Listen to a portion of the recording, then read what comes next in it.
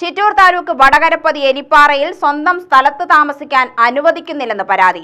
വടകരപ്പതി സ്വദേശി ഗൗരിമുത്തുവിന്റെ മകൻ ലോറൻസ് ആണ് ഇത് സംബന്ധിച്ച ജില്ലാ പോലീസ് മേധാവിക്ക് പരാതി നൽകിയത്. കോടതി ഉത്തരവുണ്ടായിട്ടും സ്വന്തം സ്ഥലത്ത് വേലി കെട്ടാൻ അനുവദിക്കില്ലെന്നും ലോറൻസ് വാർത്താ സമ്മേളനത്തിൽ പറഞ്ഞു. വടകരപ്പതി സ്വദേശി ഗൗരിമുത്തു മകൻ ലോറൻസ് ആണ് ഇത് സംബന്ധിച്ച ജില്ലാ പോലീസ് മേധാവിക്ക് പരാതി നൽകിയത്. കോടതി ഉത്തരവുണ്ടായിട്ടും സ്വന്തം സ്ഥലത്ത് വേലി കെട്ടാൻ അനുവദിക്കില്ലെന്നും ലോറൻസ് പത്രസമ്മേളനത്തിൽ പറഞ്ഞു. വടകരപ്പതി വില്ലേജിലെ ബ്ലോക്ക് നമ്പർ 6-ൽപ്പെട്ട 31 സെന്റ് സ്ഥലത്താണ് അയൽവാസികൾ തടസ്സം നിന്നത്.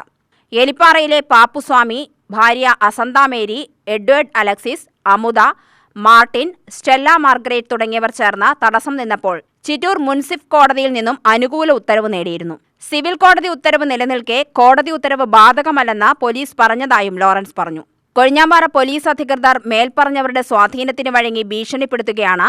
വില്ലേജ് ഓഫീസർ, കോടതി, ആമീൻ, കൊഴിഞ്ഞാമ്പാറ പോലീസ് എന്നിവരെത്തി കൈമാറിയ സ്ഥലത്ത് കയറാൻ കഴിയാത്ത സ്ഥിതിയാണെന്നും ലോറൻസ് കൂട്ടിച്ചേർത്തു.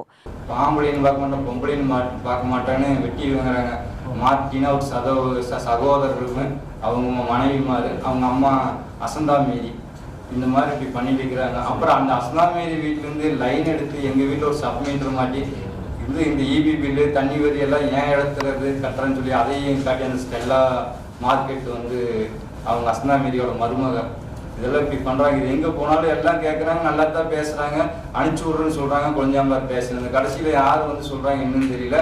இல்லைங்க நீங்கள் போய் அந்த லெட்டர் வாங்கிட்டு வாங்க, இந்த லெட்டர் வாங்கிட்டு வாங்க, திருப்பி அனுப்பிச்சி விட்டுருக்குறேன். கடந்த ஒரு வருஷமாக இன்றைக்கி வரைக்கும் ஒரு வருஷம் பார்க்க ஆக போகுதுங்க. நான் ஏப்ரல் வந்தால் நான் அந்த இடத்துக்கு 2வது டேக்ஸ் கட்ட போகிறேன். ஒரு வருஷமாக வேலி போடுறதுக்கு ஆளுகள் கூட்டம். இப்போ 15ஆம் தேதியிலேருந்து வேலி போடுறவங்களை கூப்பிட்டு வந்துட்டு திருப்பி அனுப்பிச்சு வண்டி வாடகை அவங்க சம்பளம் சொல்லி 18,000 ரூபாய் காசு கொடுத்தாச்சு. 35 நாள் லீவு.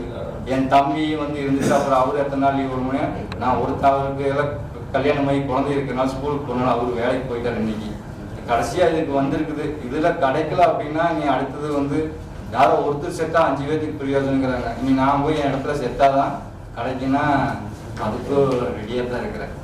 UTV news Palakkad.